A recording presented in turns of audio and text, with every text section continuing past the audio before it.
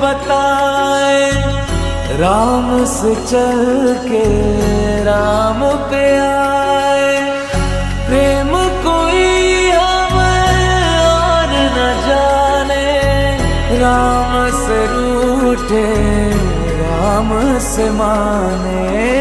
राम सिया की करुण कहानी, एक है चंदन एक है पानी। राम सिया राम, जय जय राम, राम सिया